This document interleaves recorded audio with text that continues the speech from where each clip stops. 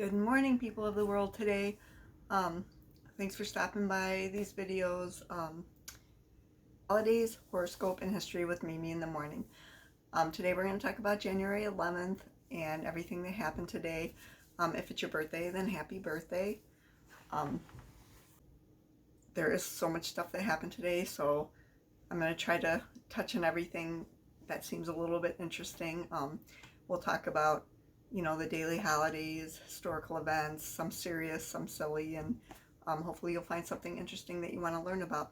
Now, when we talk about something on the website, we usually link back to our sources and, so you could read a little bit more on each story. So go ahead and go visit timefortheholidays.net to find more about the story that you're interested in. So today, if it's your birthday, happy birthday. And if you were born today, you're a Capricorn. Anybody born between December 21st and January 20th is a Capricorn. Your element's Earth. Your quality is Cardinal. Ruling planet is Saturn. Your symbol is Sea Goat. Sign ruler, Saturn and Uranus. Your birthstone is Garnet. Lucky numbers are 4, 8, 13, 22. Your personality traits are responsible, you're a leader, you're disciplined, you're very independent and loyal. You can also be stubborn, bossy, and condescending. The signs you're most compatible with are Taurus and Virgo, Scorpio and Pisces, and you're least compatible with Aries and Libra. So be careful of those Aries and Libras. You also share a birthday with Yolanda Hadid. She was born in 1964. American Dutch television personality and Lyme disease activist. She was born in the Netherlands. You might recognize Yolanda from being on the reality TV show The Real Housewives of Beverly Hills. She's also a mom to the models Gigi and Bella Hadid. I'm sure you guys all know them. Gigi's married to, or has a baby with Zayn Malik from, a lot of you guys know him from when he was in One Direction. Now he has his own solo career. Check him out. He has really great videos on YouTube. And she has a son, Anwar Hadid, also. I love her because it's personal for me because I have Lyme disease too, chronic Lyme disease. And a lot of people don't know much about Lyme disease. And it's a really, really frustrating illness to have because it's not really recognized much by the medical community. There's not really anywhere to go for help for it. Unless you can afford a very expensive Lyme doctor. And honestly, most of my friends have gone, and so have I, and we're still sick. So I think it's just a chronic illness, very similar to long COVID. We have air hunger, we have brain fog, random pain in our joints and muscles, and all kinds of symptoms that are just, non-ending, chronic fatigue, multiple chemical sensitivity, a lot of it. So anyway, Yolanda has this too, and she's outspoken about it, and she documents and blogs all of her treatments and her symptoms and stuff. I follow her on Twitter, and it's very helpful. Thank you, Yolanda, for doing that. Also, thank you. A long time ago, I organized something called the Worldwide Lyme Protest, where we had 30 countries from around the world all do rallies and protests on the same day to bring awareness to Lyme disease. And Yolanda Hadid actually went to one of the ones we organized in California with some of my friends. So thank you for showing up to that, to a grassroots movement. We appreciate that. So also in 1971, Mary J Blige, American singer-songwriter, was born in the Bronx in New York City, New York. She has the hits Everything, Family Affair, Mary Jane, We Got Hood Love, and many more. So happy birthday to Mary J Blige. And that's it with the birthdays today, only a couple that we know of. If it's your birthday, happy birthday, and if you know of anybody else's birthdays we should be mentioning or we should add onto the blog, go ahead and post it down below in the comments and we'll get it added. So every day of the year is full of silly holidays, health awarenesses, and all the stuff that most of us have never even heard of. So we're just going to go over a quick history for each of the holidays. So today, January 11th holidays and observations are cigarettes are hazardous for your health day. We all know this, don't we? we all know it's a risk to our health and it's really hard. So we put a link to an article called How to Quit Smoking. If you go to timefortheholidays.net, you'll see it linked there. January 11th in 1964 was the very first government report by the U.S. Surgeon General Luther Terry warning that smoking may be hazardous to your health and may cause conditions like lung cancer and heart disease. I used to smoke. I know how hard it is to give it up, but you should try. Do what you can to make yourself healthy. It's also Hot Toddy Day. So a hot toddy is a mixed drink made of liquor, water, and honey, herbs and spices, and served hot. We posted a hot toddy recipe for you on the website, so stop by and check that out. I've never had one, even though as a bartender I've never made one and I've never had one. So tell me what you think about them. Have you had one? Do you like them? And anyway, cheers. So it's also International Thank You Day. Kind of sound like this might be a greeting card day. So anyway, I guess we couldn't find much history on it, but it's easy to take those around us for granted. So today, just send a thank you to somebody, and let them know you appreciate whatever they do for you, or if you see them being kind, some people do things for their community or, for their family or for friends. Just send them a thank you card or whatever and let them know that you appreciate them. So Learn Your Name in Morse Code Day. Today's Learn Your Name in Morse Code Day, and it was created by Brownie Lex to stir up some interest in the Morse code. Brownie Lex is afraid that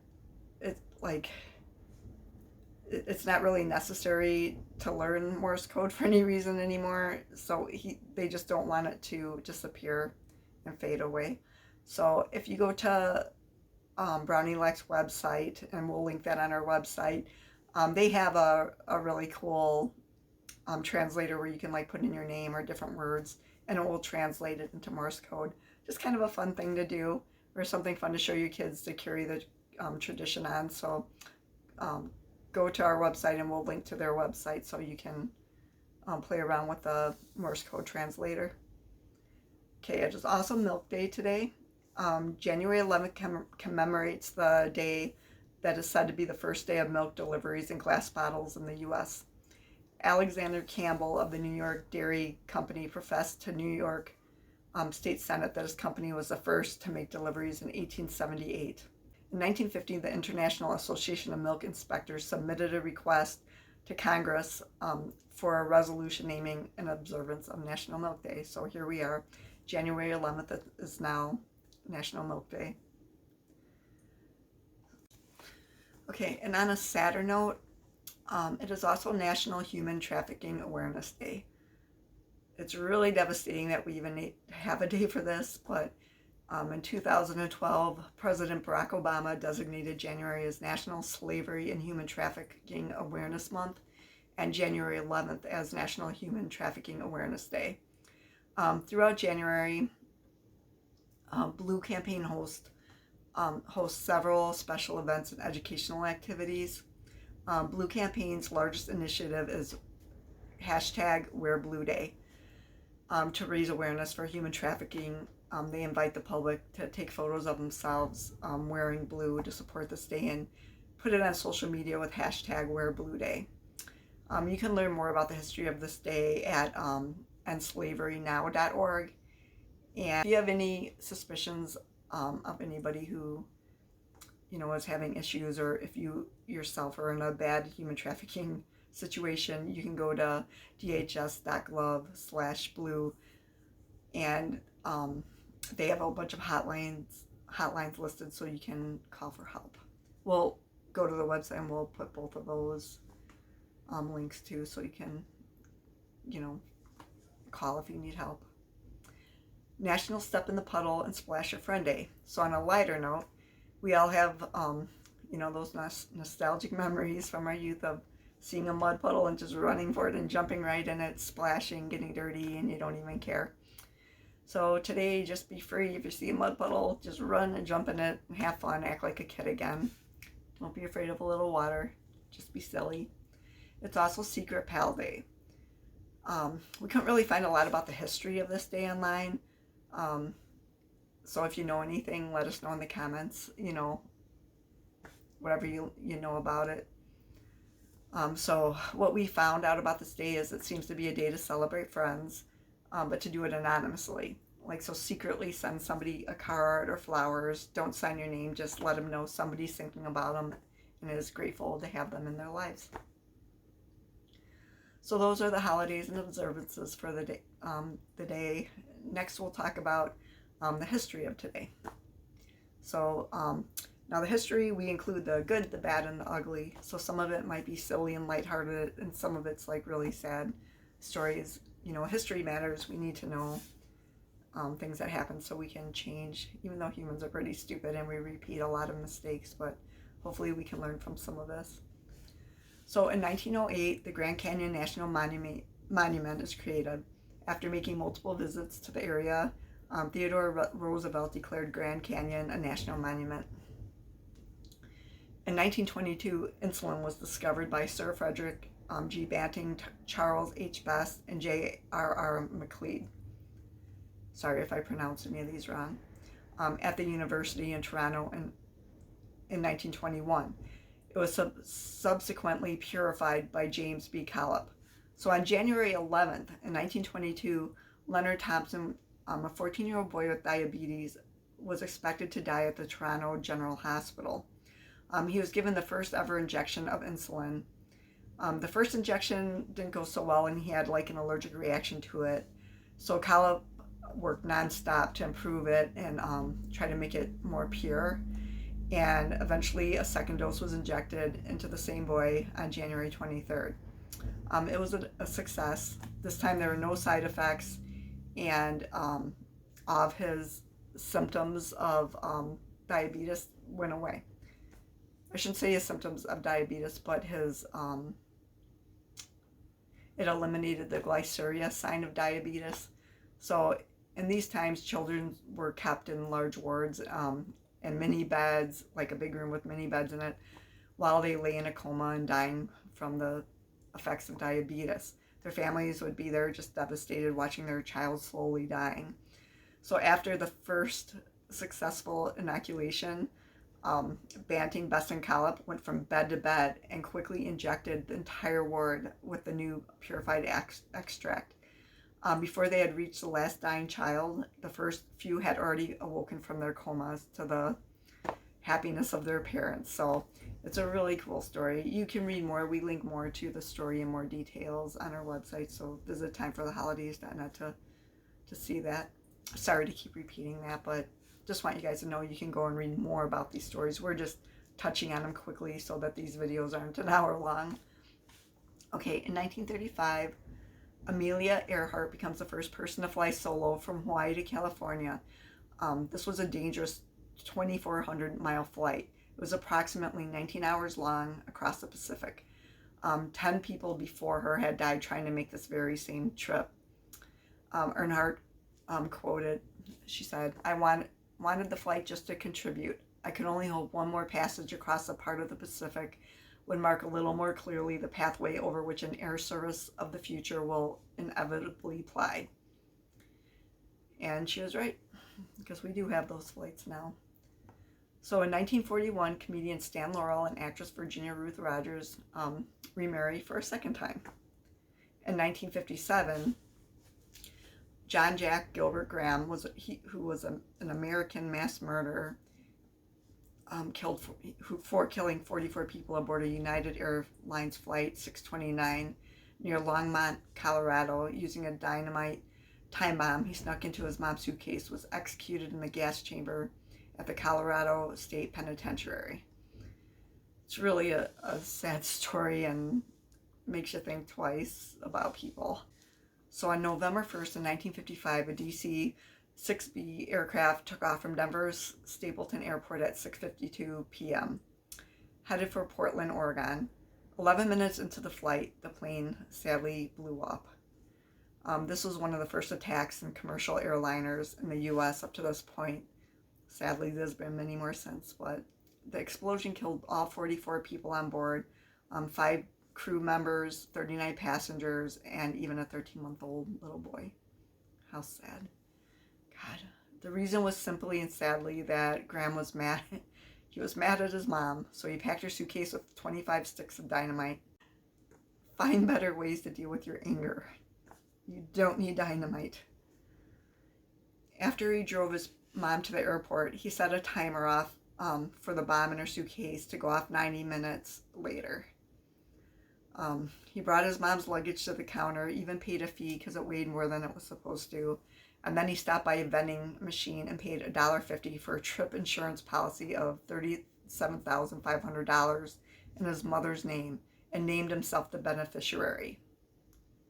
I mean, you want to talk about being a freaking ass? This guy was an ass. What a jerk. God, I want to say way worse words than that, but come on. Not only, like, are you killing your mom, but all these innocent people, including a baby, on board? You freaking sicko. I'm glad you got the death sentence. God. And he admitted it. Like, ugh, it was just disgusting. Anyway, on another somber note, in 1962, an avalanche in Huascarán in Peru on the slopes of an extinct volcano kills more than 4,000 people. So on the evening of January 10th, morning of January 11th, the edge of a giant glacier broke off. It started sliding down the volcano. The block of ice was the size of 2 skyscrapers, weighed approximately 6 million tons. The towns below could hear the noise of it falling down the mountain, but there was nothing they could do because normally there's like 30 minutes between when you hear the break of the iceberg and when it came crashing down to the town. But for whatever reason, this avalanche traveled at 9.5 miles in only 7 minutes, burying several towns under 40 feet of ice, mud, trees, boulders, and debris. Only a handful of people survived this. The avalanche ended at the Santa River, where it stopped the water flow, causing flooding in nearby areas. It was like the damage that would just not quit. 9 towns and 7 smaller villages were destroyed. God, what a terrible event. So in 1969, the #1 movie was Oliver. In 1972, East Pakistan renamed itself Bangladesh. In 1978, the #1 movie was Saturday Night Fever, starring John Travolta. How many of you guys have watched that? Like, in my generation, we've all seen that a billion times. But I'm just curious if the younger generation still watches those movies that were so famous back then. Be curious to hear your opinions down below. How'd you think John danced? In 1980, the song Please Don't Go by Casey and the Sunshine Band was #1. Oh, such a good song. Brings back lots of memories. In 1986, the Gateway Bridge in Brisbane, Queensland, Australia is officially open. In 1988, the song So Emotional by Whitney Houston was the #1 song. In 1990, the song Another Day in Paradise by Phil Collins was the #1 song. In 1992, the #1 movie was The Hand That Rocks the Cradle. Do you guys remember this movie? Have you seen it yet? About a lady who stalked the family of a wife who was sexually assaulted by her gynecologist, and she turns him in. The stress from the situation made the doctor's wife have a miscarriage, and so she tries to get revenge on the family by seducing that lady's husband, like she wasn't hurt enough by her husband. Oh my God. But anyway, good movie. Very suspenseful. Check it out. In 1998, U.S. Female Figure Skating Championship was won by Michelle Kwan. God, I remember that like it was yesterday too. So beautiful. Okay, in 2002, the first detainees arrived at Guantanamo Bay. They were 20 Afghan Taliban and Al-Qaeda captives that were let off a C-141 transport plane in shackles by the U.S. Military personnel. They were first held in 6 by 8 feet cement and wood cells until permanent cells were ready. They were shackled and wearing turquoise blue face masks, orange ski caps, and fluorescent orange jumpsuits.